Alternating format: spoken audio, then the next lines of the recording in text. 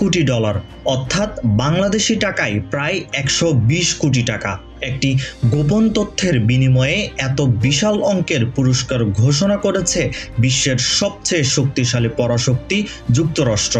আর এই অফারের সঙ্গে বোনাস হিসেবে থাকছে পরিবারসহ যুক্তরাষ্ট্রে স্থায়ী পুনর্বাসনের নিরাপদ নিশ্চয়তা। কিন্তু কাদের ধরতে বা কাদের গোপন তথ্য পেতে এত বড় বাজি ধরল ওয়াশিংটন?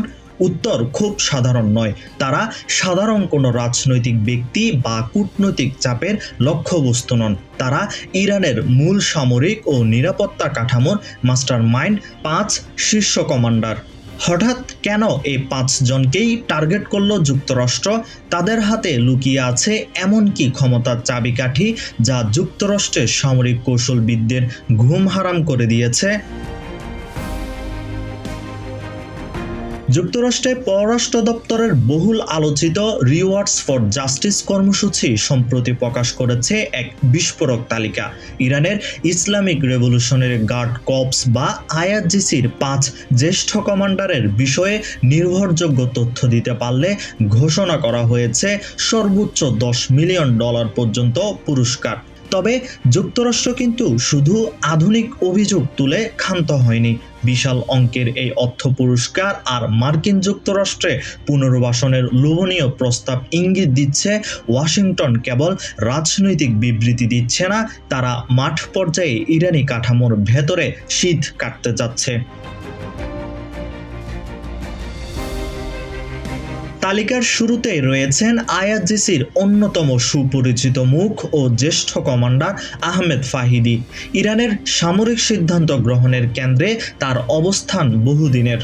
দ্বিতীয় নাম আলী আবদুল্লাহি। তিনি ইরানের অত্যন্ত প্রভাবশালী খতাম আল আনবিয়া সেন্ট্রাল হেডকোয়ার্টার্স এর প্রধান। সামরিক কমান্ড ও অপারেশনের পুরো রুট এই হেডকোয়ার্টার্স থেকে পরিচালিত হয়।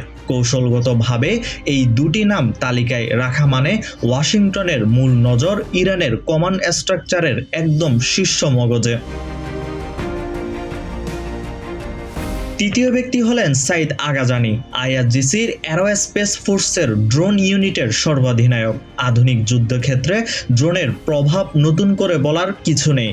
নজরদারি থেকে শুরু করে নিখুঁত পিন পয়েন্ট অ্যাটাক, ড্রোন এখন যুদ্ধের মোড ঘুরিয়ে দেওয়া মূল হাতিয়ার। মধ্যপ্রাচ্যে মার্কিন লক্ষ্যবস্তুতে হামলা চালাতে সক্ষম ইরানি ড্রোনের এই মাস্টার মাইন্ড তাই স্বাভাবিকভাবে মার্কিনীদের তালিকার শীর্ষে।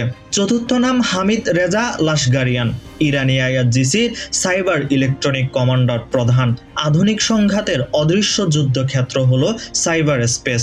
মার্কিন গুরুত্বপূর্ণ পরিকাঠামোয় সাইবার হামলা এবং ইলেকট্রনিক ওয়ারফেয়ার পরিচালনা করার ক্ষেত্রে এই কমান্ডারের ভূমিকা অত্যন্ত নিখুঁত ও মারাত্মক।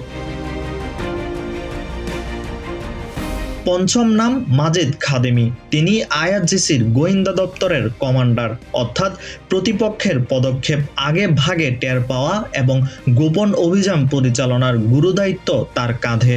পুরো তালিকাটি বিশ্লেষণ করলে স্পষ্ট হয়ে ওঠে মার্কিন প্রশাসন আন্দাজে ঢিল মারেনি। সামরিক নেতৃত্ব, ড্রোন প্রযুক্তি, সাইবার যুদ্ধ এবং গোয়েন্দা নেটওয়ার্ক, প্রতিটি সংবেদনশীল স্তর থেকে একজন করে শীর্ষ প্রধানকে বেছে নেওয়া হয়েছে।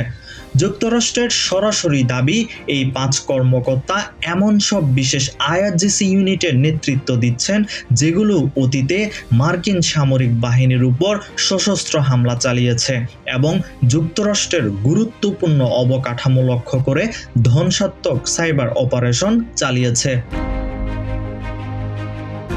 তবে গল্পটি কিন্তু শুধু পুরনো প্রতিশোধের নয়। $1 কোটি আর নিরাপদ আশ্রয়ের লোভ দেখিয়ে তথ্যের জন্য এই মরিয়া লড়াই আসলে কিসের ইঙ্গিত? আধুনিক প্রযুক্তির যুদ্ধে প্রতিপক্ষের হাইটেক অস্ত্রের চেয়েও শক্তিশালী অস্ত্র হলো সঠিক ও নিখুঁত তথ্য। কোন কমান্ডার ঠিক কোথা থেকে কমান্ড দিচ্ছেন, সিদ্ধান্ত গ্রহণের চেইন কিভাবে কাজ করছে, ড্রোনের গোপন ঘাঁটিগুলো কোথায়, সাইবার অ্যালগোরিদমের মূল নিয়ন্ত্রক কারা, এই 5 জনের নাম প্রকাশ্যে আনায় ওয়াশিংটন মূল তেহরানের সামরিক কাঠামোর দুর্বল ও শক্তিশালী পয়েন্টগুলোকে জনসমক্ষে চিহ্নিত করে মনস্তাত্ত্বিক চাপ সৃষ্টি করল।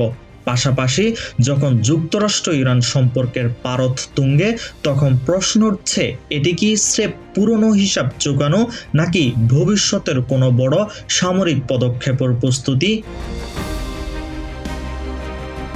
তেহরানের জন্য এটি একটি বিরাট এবং গুরুত্বপূর্ণ সতর্কবার্তা। শীর্ষ কমান্ডের তথ্যের জন্য কোটি কোটি ডলার ঢালার অর্থ হলো যুক্তরাষ্ট্র এই লড়াইকে কতটা গুরুত্বের সঙ্গে নিচ্ছে। পরিষ্কার বোঝাই যাচ্ছে, ইরান যুক্তরাষ্ট্রের এই দীর্ঘদিনের সংঘাত এখন আর কেবল নীল আকাশে মিসাইল কিংবা ড্রোনের মহড়ায় সীমাবদ্ধ নেই।